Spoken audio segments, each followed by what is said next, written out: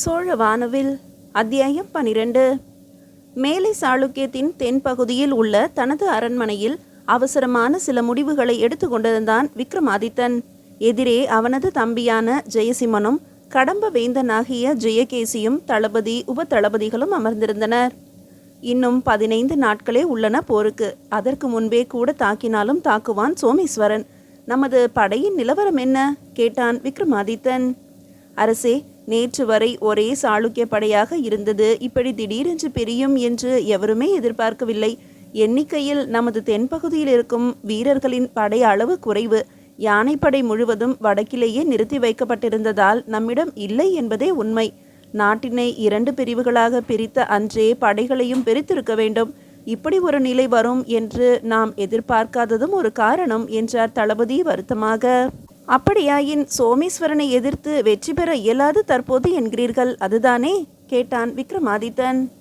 உண்மையும் அதுதான் அரசே. என்னதான் வீரம் காட்டினாலும் இறுதி வெற்றி என்பது நமக்கானதாக இருக்காது அரசே. படைபலம் வேண்டும் நமக்கு. நம்மை விட 3 பங்கு அதிகமான சோமேஸ்வரர் வசம் இருக்கும் படைகள். தாக்குதல் பலமாக மட்டுமல்ல, மிக கடுமையானதாகவும் இருக்கும் அரசே என்றான் ஒரு உபதளபதி. என் படைகளும் இன்னும் ஓரிரு நாட்களில் வந்து சேர்ந்துவிடும் இங்கு என்றார் கடம்ப வேந்தன் ஜெயகேசி. என்றாலும் போதாது என்பதுதான் உண்மை. முக்கியமாக யானைப்படைகள் வேண்டும் அரசே. சாளுக்கியத்தின் முரட்டு யானைப்படை பற்றி நான் சொல்லி நீங்கள் அறிய வேண்டியதில்லை என்றான் தளபதி. புரிகிறது தளபதியாரே. என்ன செய்யலாம்? ஏதேனும் உபாயம் உண்டா? அதுவும் உடனடியாக. நண்பரே, சோமேஸ்வரனை வெல்ல ஒரே ஒரு வழிதான் உண்டு.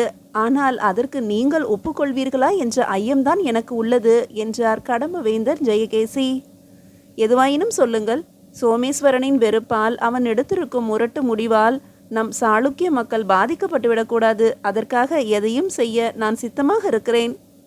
நான் கூறுவதை சற்று உணர்ச்சி வசப்படாமல் யோசித்து அதன் பிறகு பதில் சொல்லவும். சோழத்தின் மீது படையெடுக்க வேண்டும் உடனேயே என்ற சோமேஸ்வரனின் முடிவிற்கு உடன்படாததால் தான் நாம் அவனுக்கு எதிரியாகி போனோம். உடன் பிறந்தோர் என்று கூட பாராமல் கனப்பொழுதில் எதிரியாக்கி கொண்டான் உங்களை. கூடவே அழிக்கவும் தயாராகிவிட்டான். இந்த நிலையில் நம்மை விட வலிமையான பெரும் படையோடு நிற்கும் அவனை நாம் தனித்து வெல்லுவது என்பது இயலவே இயலாத காரியம் என்று ஜெயகேசி முடிக்கும் முன்பு, இவையெல்லாம் நாம் அறிந்த விஷயங்கள் தானே நண்பரே. கூற வருவதை நேரடியாகவே கூறுங்கள் என்றான் விக்ரமாதித்தன். நல்லது, நேரடியாகவே விஷயத்துக்கு வருகிறேன். எதிரிக்கு எதிரி நண்பன் என்பதை கேள்விப்பட்டிருப்பீர்கள் அனைவரும். நம்மை எதிரியாக கருதும் சோமேஸ்வரனை வெல்ல அவனை எதிரியாக கருதும் ஒருவனின் நட்பு நமக்கு தேவை. அதனால் சாளுக்கியம் உண்மையாகவே காப்பாற்றப்பட வேண்டும் என்று நீங்கள் விரும்பினால் சோழத்திடம் உதவி கோருவதை தவிர வேறு வழியே இல்லை தற்போது என்று கடம்ப வேந்தன் ஜெயகேசியின் வார்த்தைகளை கேட்டு அதிர்ந்து போயினர் அனைவரும். சில நாழிகைகள் கனத்த மௌனமே அங்கு நிலவியது. இல்லை, இது சரிவரும் என்று தோன்றவில்லை. சோழத்திடம் உதவி கோருவது நமக்கு அவமானத்தையே தரும் என்றான் ஜெயசிம்மன். அதை நட்புறவோடு கூடிய மரியாதையோடு பெற்றுத்தருவது எனது பொறுப்பு. நான் அறிவேன் சோழத்து வேந்தனின் மாண்பினை. ஏனெனில் அவரும் என் நீண்டகால நண்பர்தான். உதவி கோரி வருபவர்களை ஒரு காலம் உதாசீனப்படுத்தியதே இல்லை சோழம் என்றார் ஜெயகேசி உறுதியாக. என்றாலும் இத்தனை காலமாய் தலைமுறை தலைமுறையாய் எதிரியாக இருக்கும் சோழனிடம் உதவி கேட்பதும் அவன் நமக்கு உதவுவான் முழு மனதோடு என்று நினைப்பதும் அறிவுடைய செயலாகுமா என்பதுதான் இப்போதைய கேள்வி என்றான் ஜெயசிம்மன். நன்றாக யோசித்து பாருங்கள். காலம் காலமாக அவனை எதிரியாய் நினைத்து தாக்கி கொண்டே இருந்தது சாளுக்கியம் தானே தவிர அவன் அல்லவே. நமது தாக்குதல்களுக்கு பதிலடி தருவதையே வழக்கமாக கொண்டிருந்தான் சோழன். இதுவரை நாம் நட்புக்கரம் நீட்டியதில்லை. அதற்காக இனிமேலும் நீட்டக்கூடாது என்று எந்த விதியும் இல்லை. நம் கண் முன்னேயே நமது தாயாதிகளான கீழே சாளுக்கியம் சோழத்தோடு இணைந்து வளமும் பலமும் பெற்று திகழ்வதை கண்டுகொண்டுதான் இருக்கிறோம். பெண் கொடுத்து உறவு கொள்ளும் அளவிற்கு நெருக்கமாகி போய்விட்டார்கள் அவர்கள். நாமோ தள்ளி நின்று எதிரியாகவே எண்ணிக்கொண்டு இன்று இத்தகைய நிலைக்கு வந்திருக்கிறோம். இன்னும் எத்தனை காலத்திற்குத்தான் இந்த பகை உணர்வு? 2 தலைமுறைக்கு முன்பு ஆரம்பித்தது இன்னும் ஓய்ந்த பாடில்லையே. ஒவ்வொரு போரும் மக்களின் அன்றாட வாழ்க்கையைத்தானே நிர்மூலமாக்குகின்றன. எதிரி என்று நீங்கள் என்னும் காரணத்தால் சோழனிடம் உதவி கோர வேண்டாம் என்கிறீர்கள். சரி, ஆனால் நடக்கப் போவது என்ன? நாளை சோமேஸ்வரன் நம்மீது படையெடுத்து நம்மை வெல்வான். அத்தோடு விடுவானா? ஒட்டுமொத்த சாளுக்கிய பேரரசின் மன்னன் என்ற மமதையில் சோழத்தின் மீது படையெடுப்பான். தற்போதிருக்கும் நிலையில் சோழத்தினை வெல்வது என்பது சோமேஸ்வரனால் இயலாது என்பதும் உங்கள் அனைவருக்கும் தெரியும். சோழ தேசம் வென்றுவிட்டால் அதுவும் சும்மா இருக்குமா? சாளுக்கியத்தின் செல்வங்கள் அனைத்தையும் கவர்ந்து செல்லாதா? அப்போதும் முழுவதுமாய் பாதிக்கப்பட போவது நம் சாளுக்கிய குடிமக்கள் தானே. அப்படி ஒரு நிலை வரக்கூடாது என்றுதானே நீங்கள் சோமேஸ்வரனை விட்டு பிரிந்து வந்தீர்கள். இப்போது சோழத்திடம் உதவி கோரக்கூடாது என்ற உங்களின் தவறான முடிவால் மறுபடியும் அதே நிலைமைதானே இங்கு ஏற்படும். இதற்கு நீங்கள் பிரியாமலே இருந்திருக்கலாமே. நாட்டு மக்களின் நலன் பற்றி கவலைப்படாத சோமேஸ்வரனோடே இருந்திருக்கலாமே. பிரிந்து வந்தது ஏன்? போரிட காத்திருப்பது ஏன்? எது நடக்கக்கூடாது என்பதற்காக பிரிந்தீர்களோ அதுவே நடக்கப் போகிறது. நீங்களே அதற்கு வழிவகுத்து கொடுக்க போகிறீர்கள் சோமேஸ்வரனுக்கு. இதற்கு மேல் நான் கூற எதுவும் இல்லை. சோழத்திடம் நம் மரியாதை சிறிதும் குறையாமல் உதவி கோருவது எனது பொறுப்பு. என்னால் செய்ய இயலும். என் மீது நம்பிக்கை இருந்தால் ஒப்புக்கொள்ளுங்கள். இல்லையேல் உங்களின் முடிவு எதுவாயினும் நட்பின் பொருட்டு நானும் உங்களோடு இருப்பேன் என்று ஆவேசமாக கூறி முடித்தார் ஜெயகேசி. அத்தனை விஷயங்களையும் அமைதியாக உள்வாங்கிக் கொண்டான் விக்ரமாதித்தன். ஆழ்ந்து யோசித்தான். பிறகு அமைதியானான். அறையில் இருந்த அனைவருமே அவனது பதிலை எதிர்பார்த்து காத்திருக்க அத்தனை பேர் முகத்தையும் ஊடுருவி நோக்கினான். சோழத்திடம் உதவி கேட்பது தவிர வேறு ஏதும் வழியே இல்லை என்பது தெளிவாக புரிந்தது அவனுக்கு. என்றாலும் உள்ளுக்குள் ஒரு உறுத்தல். ஒரு முடிவுக்கு வந்தவனாய் மெல்ல வாய் திறந்து பேச ஆரம்பித்தான். நண்பரே, நீங்கள் கூறுவது போல சோழம் நமக்கு உதவ ஒப்புக்கொள்வதாகவே வைத்துக்கொள்வோம். நிபந்தனையாக ஏதேனும் கோரினால்? உதவி கேட்டு வருபவர்களுக்கு கொடுத்துத்தான் பழக்கம் சோழத்திற்கு என்றார் ஜெயகேசி உறுதியாக. நல்லது. நாம் கேட்கப் போவது படை உதவி மட்டும்தான். குறிப்பாக யானைப்படை. இன்னும் 15 நாட்களுக்குள் சோழத்தின் யானைப்படை எப்படி நம்மிடம் வந்து சேர முடியும்? இடையில் சோமேஸ்வரனின் ஆட்சிக்கு உட்பட்ட பகுதிகளை கடந்துதானே நம்மை வந்து அடைய முடியும் என்பதை நினைவில் உள்ளதா? அதாவது படை உதவி மட்டுமே வேண்டும். சோழத்தின் தலைமை என அங்கிருந்து எவரும் வந்து போரிடக்கூடாது என்பது உங்களது பேச்சின் மறைமுக பொருள். சரிதானா அரசே? கேட்டார் ஜெயகேசி. ஆம், இதில் தவறேதும் இல்லையே. வெற்றி நாம் பெற்றதாக இருக்க வேண்டுமே தவிர சோழம் பெற்று தந்ததாக இருக்கக்கூடாது. நண்பரே, ஒருவேளை இதே நிபந்தனையோடு சோழம் உங்களிடம் உதவி கோரினால் படையை மட்டும் அனுப்ப நீங்கள் ஒத்துக்கொள்வீர்களா? அப்படி அனுப்பினாலும் சோழத்து வேழங்களும் அதை கையாளும் வீரர்களும் உங்களின் கட்டளைக்குத்தான் கீழ்ப்படிவார்களா? இது சாத்தியம்தானா என்று கேட்ட ஜெயகேசிக்கு பதில் அளிக்க இயலாமல் தடுமாறினான் விக்ரமாதித்தன். நண்பரே, தேவையற்ற விஷயங்களை திணித்து நல்லதொரு வாய்ப்பினை வீணாக்கி கொள்ள வேண்டாம். நிச்சயமாய் அவர்களுடைய தலைமையிலேயே சோழர் படை வரும். அதே சமயம் நமக்காக மட்டுமே போராடும், இது உறுதி. இன்னொரு விஷயம் கேட்டிருந்தீர்கள். நம் உதவிக்காக வரும் சோழப்படை சோமேஸ்வரனின் எல்லை பகுதிகளை தாண்டி நம்மிடம் வர இயலுமா என்று.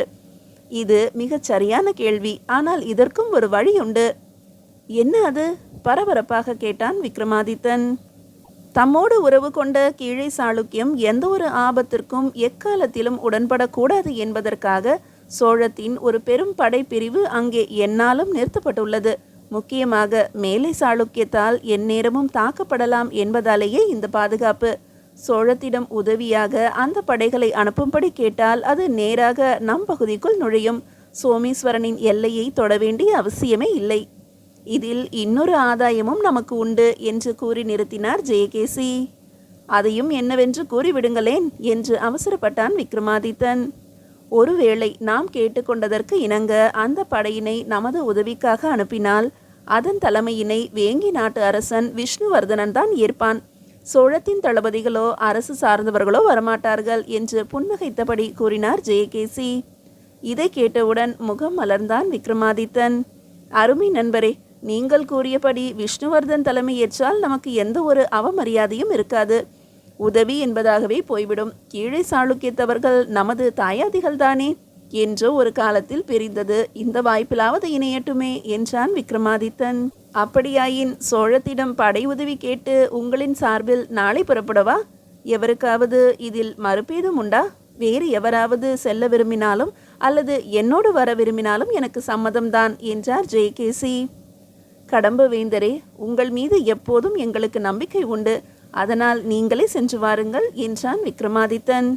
மகிழ்ச்சி. என்னோடு இளவரசர் ஜெயசிம்மனும் வந்தால் பல விஷயங்களுக்கு துணையாக இருக்கும். பேசப்போவது எதிரியான சோழத்தோடு எனும்போது என் பேச்சினை அவர்களும் நம்ப என்னோடு ஜெயசிம்மன் இருப்பதும் அவசியம்.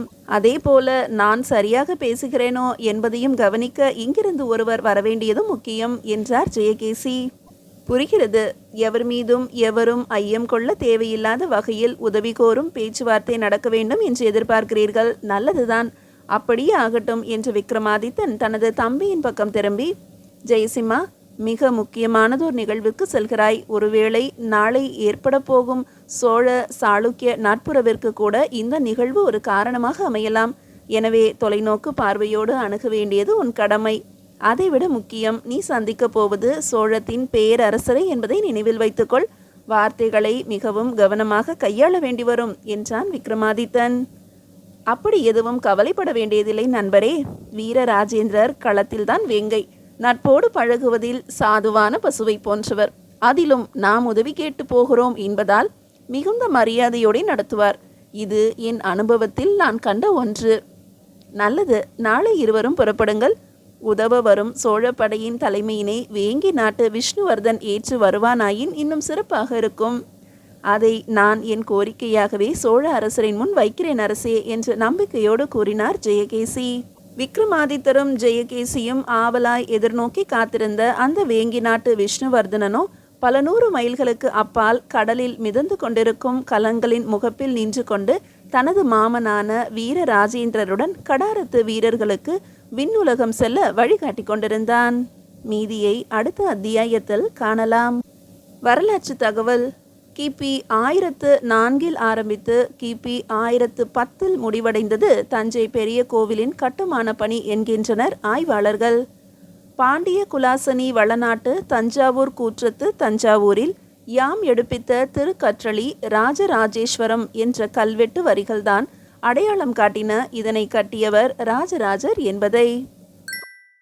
அத்தியாயம் 13. மேலை சாளுக்கியத்தின் தென் பகுதியிலிருந்து வேங்கியின் வழியாக உள்ளே நுழைந்து காஞ்சியின் வழியே பயணித்தனர் கடம்ப மன்னர் ஜெயகேசியும் விக்ரமாதித்தனின் இளவலான இளவரசன் ஜெயசிம்மனும். முன்னும் பின்னும் சில வீரர்கள் தத்தம் புறவிகளில் பயணிக்க ஆர்ப்பாட்டம் ஏதுமின்றி தங்கள் யார் என்பதை எவருக்கும் அறிவிக்காமல் சோழபுரம் நோக்கிய தங்களின் பயணத்தை தொடர்ந்தனர் இருவரும். கடம்ப அரசே, ஒரு சிறு ஐயம் இன்றளவும் உள்ளுக்குள் ஓடிக்கொண்டே இருக்கிறது, கேட்கலாமா என்றான் ஜெயசிம்மன். தாராளமாக கேளுங்கள் இளவரசே. உள்ளுக்குள் வைத்திருக்கும் எதுவுமே நாளடைவில் பெரும் உறுத்தலாகிவிடும். கீழே சாளுக்கியமான வேங்கியும் நாமும் தாயாதிகள், ஒரே இரத்த பந்தம் கொண்டவர்கள். இருந்தும் சோழத்தின் மேல் கீழே சாளுக்கியம் காட்டும் விசுவாசமும் அரவணைப்பும் நம்மீது இல்லையே, ஏன்? இது பயத்தினாலோ மிரட்டலினாலோ வந்ததல்ல இளவரசே. சோழம் காட்டிய அன்பினால் விளைந்தது. எவர் எதிர்த்தாலும் சோழம் துணை நிற்கும் என்ற நம்பிக்கையின் காரணமாக விளைந்தது. உடையார் ராஜராஜ சோழர் என்ற ஒற்றை மனிதன் தடம் போட்ட பாதை இது. இன்று வரை அது தடம் மாறாமல் பயணிக்கிறது சோழம். அதனால்தான் என்றார் ஜெயகேசி. புரியவில்லையே. கீழே சாளுக்கியத்தின் முழு நம்பிக்கையையும் பெற வேண்டும் என்பதற்காகவே தனது செல்ல மகளான குந்தவை நங்கையை வேங்கி நாட்டு விமலாதித்தனுக்கு மனம் முடித்து உறவு பாலத்திற்கு அடிப்படையிட்டது ராஜராஜர்தான். தந்தை காட்டிய வழியிலேயே தனது மகளான அம்மங்கை தேவியையும் கீழே சாளுக்கிய மருமகளாக்கி உறவை வலுப்படுத்தி கொண்டார் அதன் பின்பு வந்த ராஜேந்திர சோழர். அதே போல அவரின் மகனான 2ஆம் ராஜேந்திரனும் தனது மகளான மதுராந்தகியை வேங்கி நாட்டு விஷ்ணுவர்தனனுக்கு மனம் முடித்து இன்று வரை உறவை பலப்படுத்தி வைத்துள்ளான் என்றார் ஜெயகேசி. பெண் கொடுத்தும் பெண் எடுத்தும் உறவு கொள்வது என்பது இயல்பாக நடப்பதுதானே எல்லா இடத்திலும். பெண் கொடுக்கிறார்கள் என்பதாலேயே கீழே சாளுக்கிய மக்கள் சோழத்தின் மீது இத்துணை அபிமானமாக இருக்கிறார்கள் என்பதைத்தான் என்னால் ஏற்க முடியவில்லை. நீங்கள் கூறுவதும் சரிதான் இளவரசே. ஆனால் தனக்கு உட்பட்ட நாட்டினை தனக்கு அடங்கியதாக கருதாமல் அந்நாட்டு மக்களையும் தம்மவர் என கொண்டு அன்பு செலுத்துதல் என்பது ஒரு இயல்பான காரியமா? அது சற்று கடினம்தான். பெண் கொடுத்திருந்தாலும் அயலவர் தானே அவர்கள் என்ற எண்ணம் உள்ளுக்குள் இருக்கத்தானே செய்யும். இந்த ஒரு விஷயத்தில்தான் சோழம் மற்ற எவரையும் விட தனித்து நிற்கிறது இளவரசே. அதுவும் ராஜராஜர் காலத்தில் உச்சத்தில் இருந்தது இப்பண்பில். தனக்கு உட்பட்ட நாடுகளை எல்லாம் தம்மவர்களாக ராஜராஜர் எண்ணியதை விட அவர் எமக்கு உரியவர் என்ற எண்ணம்தான் எல்லா மக்களிடமும் இருந்தது. மக்களின் மனம் எனும் சிம்மாசனத்தில் அமர்ந்து இந்த சோழவள நாட்டினை ஆட்சி செய்த ஒரே சோழ பேரரசர் உடையார் ராஜராஜ சோழர் மட்டும்தான். மன்னிக்கவும், தங்கள் பேச்சில் சற்று மிகைப்படுத்தல் இருக்கிறது. சோமேஸ்வரனை எதிர்க்க வேறு வழியில்லை என்பதாலும் தாங்கள் கொடுத்த நம்பிக்கையாலும் தான் சோழத்தின் உதவி தேடி செல்ல ஒப்புக்கொண்டேன் நான். அதற்காக நீங்கள் அளவுக்கு மீறிய நம்பிக்கையை விதைக்க வேண்டாம் கடம்ப அரசே. தனக்குள் புன்னகைத்து கொண்ட கடம்ப அரசர் குழந்தை நோக்கி செல்லும் பெருவழி பாதையில் பயணித்து கொண்டே சோழத்தின் வளமிக்க வயல்களையும் தோப்புக்களையும் ஆங்காங்கே தென்படும் ஏரிகளையும் அதன் ஓரம் அமைந்திருக்கும் ஆலயங்களையும் கண்டு கொண்டும் அதை பற்றி தான் அறிந்தவற்றை ஜெயசிம்மனுக்கு விளக்கியபடியும் பயணித்து கொண்டிருந்தார். காஞ்சி தாண்டி சிறிது தொலைவு பயணித்த பிறகு வழியில் உக்கல் என்கின்ற ஊர் ஒன்று தென்பட சட்டென்று தனது புறவியை நிறுத்தினார். இளவரசே, இங்கிருந்து சற்று தூரம் என்னோடு நடந்து வர இயலுமா என்று கேட்டார். அவசியமெனில் நிச்சயம் வருகிறேன். காரணம் என்னவென்று அறியலாமா? கங்கை கொண்ட சோழீஸ்வரரை தரிசித்து அவரது அருள் பெற்று செல்வோமே என்பதற்காகத்தான். என்ன சொல்கிறீர்கள்? சோழீஸ்வரரை இங்கு தரிசிப்பதா? அவர் தலைநகரான சோழபுரத்தில் அல்லவா இருக்கிறார். எங்கும் இருப்பவர் அல்லவா அவர். அதனாலேயே இங்கும் இருக்கிறார் போலும். வாருங்கள் என்னோடு என்று கூறிய கடம்ப அரசர் இடதுபுறமாக பிரியும் சிறியதொரு பாதையொன்றில் நடந்து செல்ல அழகாக அமைந்த கற்றளி ஒன்று கம்பீரமாக அவர்களை வரவேற்றது. என்ன சொல்வது என்று புரியாமல் கடம்ப அரசரை பின்தொடர்ந்த ஜெயசிம்மன் உள்ளே சென்று கருவறையில் கொலு வீற்றிருந்த சோழீஸ்வர லிங்கத்தை வணங்கினான். தாம் சென்று கொண்டிருக்கும் விஷயம் நல்ல விதமாக முடிய வேண்டும் என்று மனமுருக பிரார்த்தித்துவிட்டு சுற்று பிரகாரத்தை நோக்கி நடக்க ஆரம்பித்தான். கருவறையின் புறச்சுவரில் இருந்த கல்வெட்டுக்களை ஒவ்வொன்றாக அவனுக்கு அடையாளம் காட்டி கொண்டு வந்த ஜெயகேசி ஓரிடத்தில் சர்வசிவ பண்டிதர் என்ற வார்த்தையை குறிப்பாக காட்டினார் ஜெயசிம்மனுக்கு. யார் இவர்? இக்கோயிலை கட்டியவரா என்று ஜெயசிம்மன் கேட்க, சரியாக கணித்தீர் இளவரசே. இக்கோயிலை கட்டியவர் மட்டுமல்ல, உடையார் ராஜேந்திர சோழரின் குருவும் இவர்தான். தனது சீடன் பெற்ற கங்கை வெற்றியில் மனம் மகிழ்ந்து அதை அருளிய இறைவனுக்கு நன்றி கடனாக கங்கை கொண்ட சோழீஸ்வரம் என்ற பெயரிலேயே எடுப்பித்த திருக்கற்றளி இது. அதாவது தனது சீடனுக்காக அவன் பெற்ற வெற்றிக்காக அவனது குரு எடுப்பித்திருக்கிறார் இந்த கற்றளியை. குருவானவர் தன் சீடன் மீது கொண்ட அன்பை விளக்க இதைவிட சிறப்பானதொரு சான்று வேறு எதுவுமே இல்லை என்று கூறலாம்.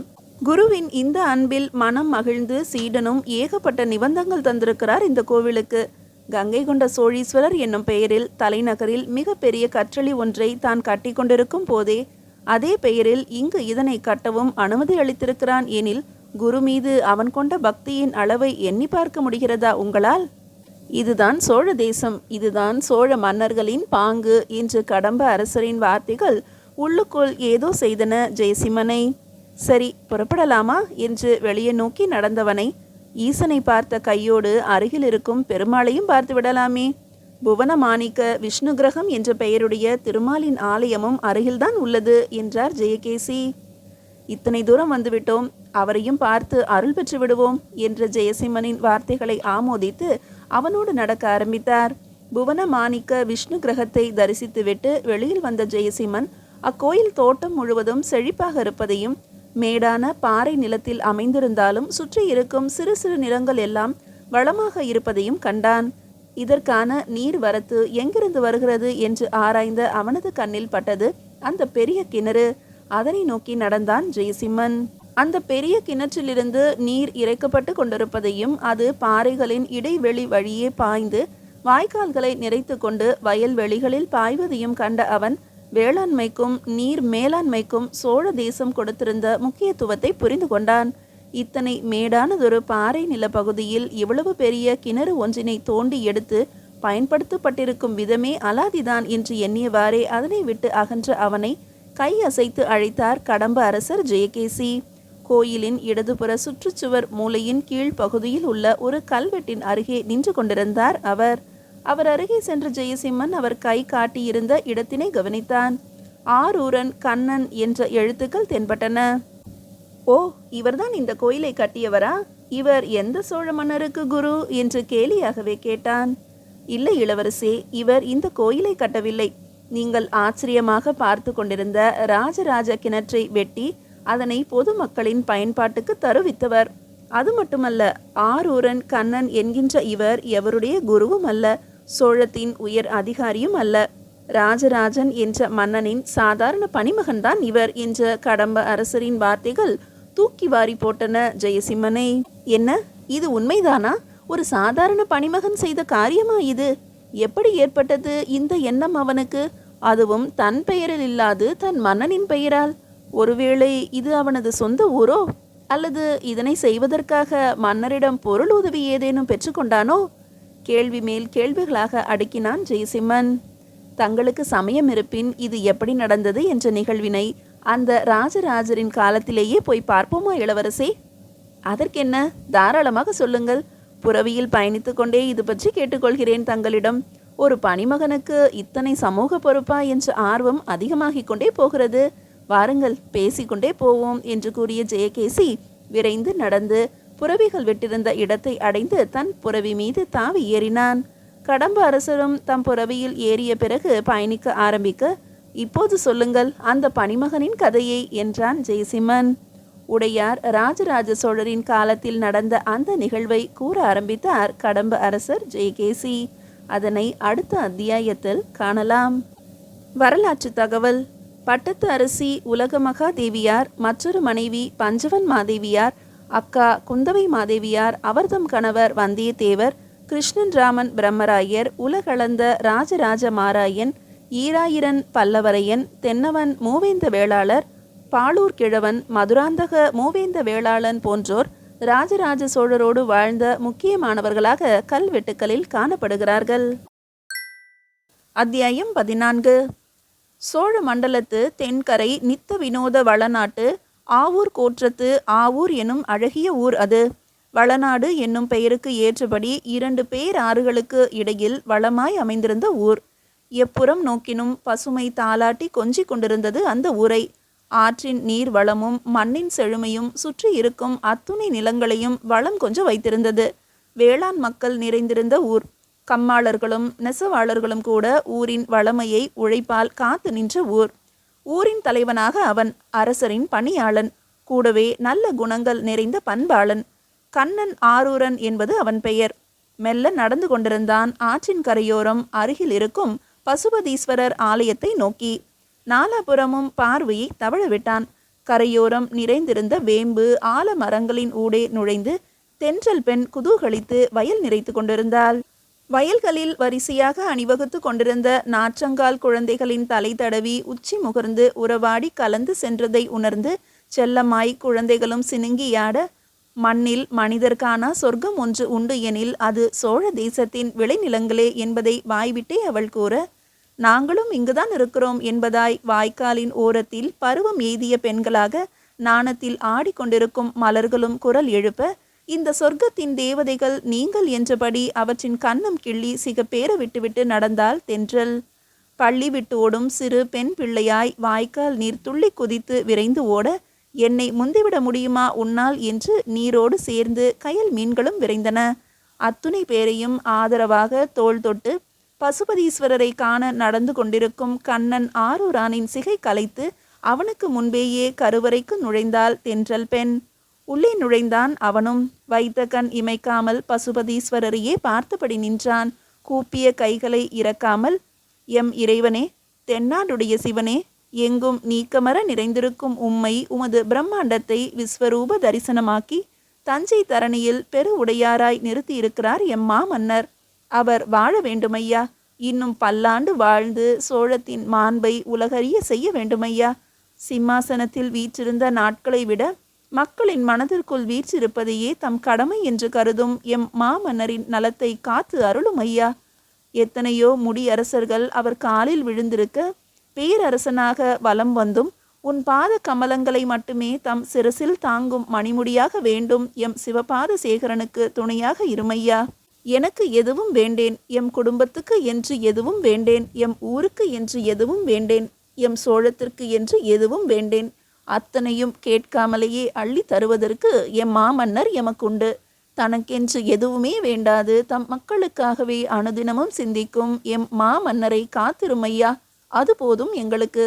7 பனை உயர விமானம் படைத்தும் பிரம்மாண்டமாய் உம்மை அதில் இருத்தியும் செயற்கரிய செயல்களை செய்து காட்டிய எம் மன்னர் செருக்கு ஏதும் கொள்ளாமல் இறைவனின் முன்பு எவரும் சமம் என்பதை தான் செய்தேன் என்ற கர்வம் காட்டாமல் கருணையால் எல்லோரும் செய்தோம் என்பதை சொல்லாமல் சொல்லி, நான் கொடுத்தனவும் நம் அக்கன் கொடுத்தனவும் நம் பெண்டிர் கொடுத்தனவும் கொடுத்தார் கொடுத்தனவும் என உமக்காக கொடுத்த அத்துணை பேரையும் தனக்கு இணையாக நிறுத்தி என்றும் சிரஞ்சீவியாக கல்வெட்டில் நிற்க வைத்த மாண்பு கருணை எம் மன்னருக்கு கொடுப்பினை. இதே கருணையை எம் மாமன்னர் மீது அனுதினமும் காட்டுமையா, அது போதும் எனக்கு. வாய்விட்டு இறைஞ்சிய அவனது வார்த்தைகள் கருவறை சுவரில் அங்கும் இங்கும் மோதி தென்றல் பெண்ணின் மனதையும் குழைத்து நெகிழ வைத்தது.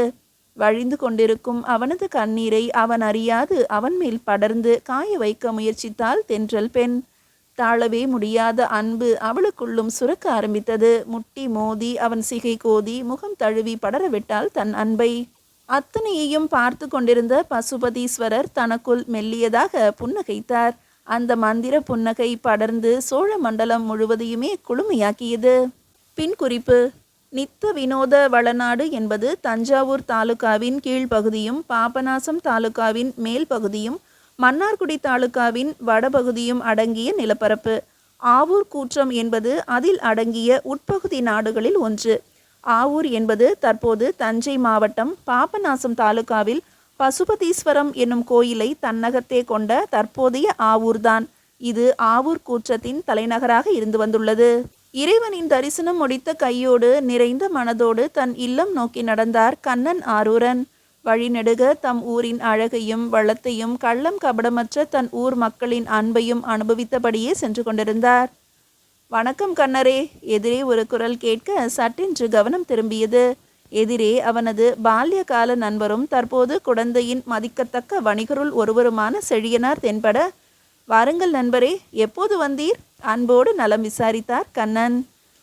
நேற்று இரவு ஊருக்கு வந்தேன். காலை தங்களையும் காண வேண்டும் என்ற ஆவலும் கூடவே ஒரு வேலையும் என்னை இவ்விடம் வந்து நிறுத்தின. நல்லது, என்னால் ஆகக்கூடியது ஏதும் இருப்பின் தயக்கமின்றி கூறலாம். நல்லதொரு நண்பர் என்பதால் மட்டுமல்ல, இவ்வூரின் ஒரு பெருமையும் நீங்கள். என்னதான் வெளியூரில் கோட்டை கட்டி வாழ்ந்தாலும் உள்ளூரில் சிறு குடிசை ஓட்டடையில் வீசும் காற்றின் சுகம் அனுபவிக்காத வாழ்வில் பயனே இல்லை. செழியனார் ஏக்கமாக பேசினார். உண்மைதான், சொர்க்கம் என்பது தாயின் மடி மட்டும் அல்ல, சொந்த ஊர் மண்ணும் தான். இருக்கட்டும், வேலை என்னவென்று கூறவே இல்லையே. இம்முறையும் வணிகத்தில் நல்ல லாபம். எல்லாம் பசுபதீஸ்வரர் கருணை. இம்முறையும் ஏதாவது செய்ய வேண்டும் என்று எண்ணம். என்ன செய்வதாக எண்ணம் கொண்டுள்ளீர் நண்பரே? ஊருக்கா, இறைவனுக்கா, அல்லது என்று கண்ணன் முடிக்கும் முன்பு, ஊர் வேறு இறைவன் வேறா சட்டென்று கேட்டார் செழியனார். இல்லை இல்லை, எனது கேள்வியின் பொருள் அதுவல்ல. அவ்வாறாகவும் முடியாது. எம் மாமன்னரின் ஆட்சியில் ஒவ்வொரு ஊரின் நிர்வாகமும் சீரமைப்பும் கோயிலின் துணை கொண்டே செயல்பட வேண்டும் என்பது அரச கட்டளையாயிற்றே. கோவில்கள் என்பவை வெறும் ஆன்மீக தளங்கள் அல்ல, நிர்வாகத்திடல்கள். ஊர் சார்ந்த எந்த ஒரு முடிவும் இறைவனின் முன்னிலையிலேயே எடுக்கப்படுவதும் ஊர் மக்கள் அத்துணை பேரின் முன்னிலையிலேயே அவர்களின் ஒப்புதலோடு நடத்தப்படும் எம் ராஜராஜரின் ஆட்சியின் சிறப்பல்லவா? எனது கேள்வியின் பொருள், இம்முறை நிபந்தங்களாக கோயிலுக்கு இறைவனின் பெயரால் அளிக்கப் போகிறீர்களா, அல்லது ஆதுர சாலைக்கு தேவையான வசதிகள் செய்து தருவது போன்று நேரடியாக மக்கள் நல பணிகளை செய்ய எண்ணியுள்ளீர்களா என்பதுதான் என்றார் கண்ணன் ஆரூரன். இம்முறை மக்கள் நல பணிகளாகவே செய்ய எண்ணம் நண்பரே. ஆனால் இங்கல்ல, குடந்தையில் செய்ய எண்ணம், நம் பசுபதீஸ்வரரின் பெயரால் என்ற செழியனாரின் வாக்கு திகைக்க வைத்தது கண்ணனை. ஏன் குடந்தையில்? நம்மூரின் தேவைகள் குறைந்து விட்டனவா என்ன? அப்படியல்ல கண்ணரே, தேவைகள் எனும் போதே தீராத வரம் வாங்கி வந்தவை என்றுதானே பொருள். தேவைகளின் அடிப்படை ஆசை எனும் போது அத்துணை எளிதாக தீர்ந்து விடுமா என்ன? நான் கூற வந்தது அதுவல்ல. ஊரின் தேவை அறிந்து தீர்க்கும் நல்லதொரு தலைவராக நீங்கள், நல்லதொரு அறம் சார்ந்த குழுவும் உங்களோடு, வற்றாத நீர் வளத்தினை வாரி வழங்க காவிரி தாய், அத்தனையும் அரவணைத்து ஒவ்வொரு வீட்டின் தலைப்பிள்ளையாக நம் மாமன்னர் என சோழத்தின் எல்லா ஊர்களிலுமே தேவைகள் சற்று குறைவாகத்தான் உள்ளன. குடந்தை நோக்கி வரும் நம்மூர் மற்றும் வெளியூர் மக்கள் தங்குவதற்கு சத்திரங்களும் மண்டபங்களும் இன்னும் அதிகம் தேவைப்படுகின்றன. விழா காலங்களில் நம்மூரில் இருந்து வந்த சிலருக்கு நானே என் வீட்டிலேயே இடம் தந்து தங்க வைத்திருக்கிறேன் என்றாலும் நிறைய பேருக்கு அதுபோல உதவ இயலவில்லை. பசுபதீஸ்வரரை வேண்டி கும்பேஸ்வரரை காண வருவோருக்கு இடமில்லாத சிரமம் தரும் இன்னல்கள் ஏராளம். பெண்களும் குழந்தைகளும் சில நேரங்களில் தடுமாறி விடுகிறார்கள். அதனால்தான் இம்முறை வந்த லாபத்தில் நம் பசுபதீஸ்வரர் பெயரால் 2 அல்லது 3 சத்திரங்கள் கட்ட எண்ணம். அதற்கு இறைவனின் அருளையும் ஊர் மக்கள் சார்பாக தங்களின் அனுமதி கோரவும் இந்த வரவு. இது சரியான எண்ணமாகத்தான் தோன்றுகிறது. என்றாலும் இன்று மாலை ஊர் சபையை கூட்டி கருத்து அறிந்து கொள்கிறேன் நண்பரே. நம் ஊர் தவிர்க்கப்பட்டுவிடக் கூடாது என்பதையும் கவனத்தில் கொள்ள வேண்டியதுள்ள அல்லவா? இல்லை இல்லை, அப்படி ஆகாது நண்பரே. குழந்தை போன்ற பெருநகரில் நம்மூர் பசுபதீஸ்வரர் பெயரில் வெளியூர் பிராணிகளுக்கான சத்திரங்கள் இன்னும் நமது ஊரினை பலர் அறிய செய்யும் அல்லவா? அவர்களின் வாழ்த்துக்கள் நமது ஊரை இன்னும் வளப்படுத்தும். எங்கு செய்கிறோம் என்பதை விட எதற்காக எவருக்காக செய்கிறோம் என்பதிலேயே செய்யும் செயலின் பயன் அடங்கியுள்ளது. எல்லாமே பசுபதீஸ்வரர் கொடுத்ததுதான், அவருடையதுதான். நமக்காக இத்துணை கருணை காட்டிய அவரையும் அவர் தம் அளவில்லா கருணையையும் அவரை அறியாத மற்றவருக்கும் அறிவிப்பதுதானே நம் கடமை. கும்பேஸ்வரரோ பசுபதீஸ்வரரோ இறைவனின் ரூபங்கள் தான் வேறே தவிர, இறைவனின் பெயரால் செய்யும் செயல்கள் தான் வேறு வேறே தவிர, தென்னாடுடைய சிவன்தானே எந்நாட்டவருக்கும் இறைவன். எனவே இம்முறை இதற்கான அனுமதியை தாங்கள் அவசியம் பெற்று தர வேண்டும் நண்பரே, இறைஞ்சினார் செழியனார். நல்லது, நிச்சயம் கிடைக்கும் என்று நம்புகிறேன். எங்கு செய்கிறோம் என்பதை விட என்ன செய்கிறோம், எதன் பொருட்டு செய்கிறோம் என்பதும் அவசியம்தான். மாலை ஊர் சபையில் உங்களின் கோரிக்கையை முன்வைக்கிறேன் என்ற கண்ணன் ஆரூரன் வணக்கம் கூறி விடைபெற்றார் செழியனாரிடமிருந்து. மாலை ஊர் சபை கூடியது. செழியனாரின் கோரிக்கையும் முன்வைக்கப்பட்டது. தெள்ளத் தெளிவாக விவாதிக்கப்பட்டது. ஊர் மக்களும் தாங்கள் குடந்தை செல்லும் போது தங்குவதற்காக ஏற்படும் சிரமங்களை முன்மொழிந்தனர். இது நல்ல விஷயம்தான் என்றனர். ஊரின் முக்கிய பிரமுகர்களின் முன்னிலையில் ஒருமித்த மனதோடு செழியனாருக்கு இதற்கான அனுமதி அளிக்கப்பட்டதாக சபை குறிப்பிலும் குறிப்பிடப்பட்டது. நல்லதொரு நாள் பார்த்து பசுபதீஸ்வரரின் அனுமதியோடு வேலையை தொடங்கலாம் என்று அறிவுறுத்தப்பட்டது. நெகிழ்ந்து போனார் செழியனார்.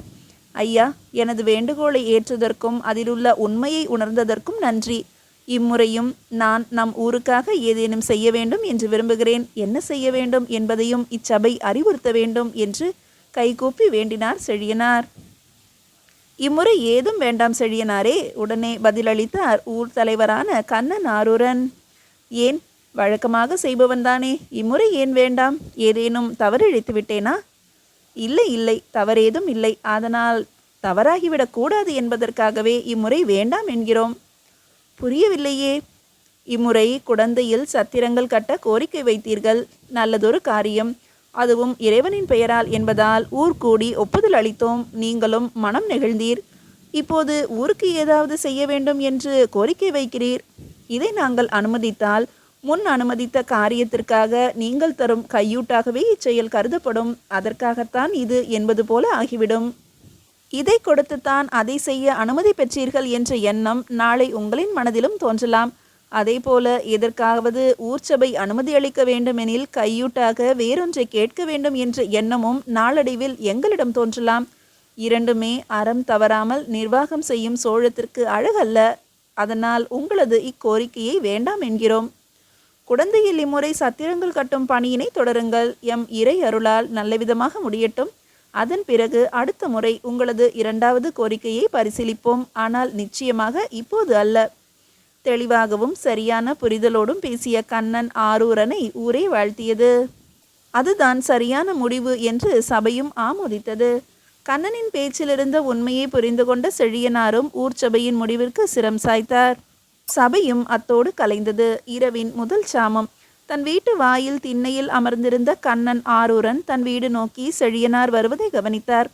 இது வழக்கம்தான். எப்போது செழியனார் ஊருக்கு வந்தாலும் இரவு நெடுநேரம் தனது நண்பரோடு உரையாடுவதும் ஊர் நிலவரங்களை அறிவதும் வழக்கம்தான். வாருங்கள் என்று வரவேற்ற கண்ணனை வணங்கிய பின்பு அருகில் அமர்ந்தார் செழியனார். நிறைய விஷயங்கள், பயணங்கள் பற்றிய அலசல்கள், குடும்ப நிலவரங்கள் என பல்வேறு விஷயங்களை பேசினர்.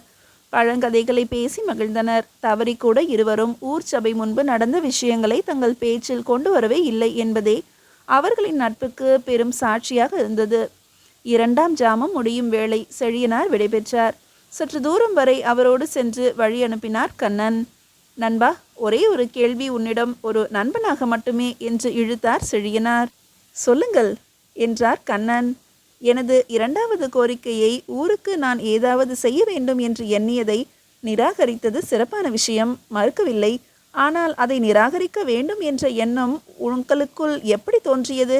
கூற இயலும் என்றால் கூறலாம். அந்த ஒரு நொடி பொழுது மட்டும் எம் மாமன்னராக நான் யோசித்தேன். நீதி தவறாது தர்மம் காக்கும் ஒரு முடிவு கிடைத்தது, அவ்வளவுதான் என்று கூறிவிட்டு அமைதியாக திரும்பி நடந்த கண்ணன் ஆரூரனை பார்த்தபடியே நின்றிருந்தார் செழியனார். அவரின் மனது மட்டும் சோழம் சோழம் என்று உள்ளூர அரற்றி கொண்டே இருந்தது. மீதியை அடுத்த அத்தியாயத்தில் காணலாம். வரலாற்று தகவல். பெருவுடையார் கோயில் குடமுழுக்கை கிபி 1010 நடத்தி முடித்த அடுத்த ஆண்டே, அதாவது கிபி 1011 முன்னீர் பழந்தீவு போரினை வென்றிருக்க வேண்டும் ராஜராஜர் என்பது ஆய்வாளர்களின் கருத்து.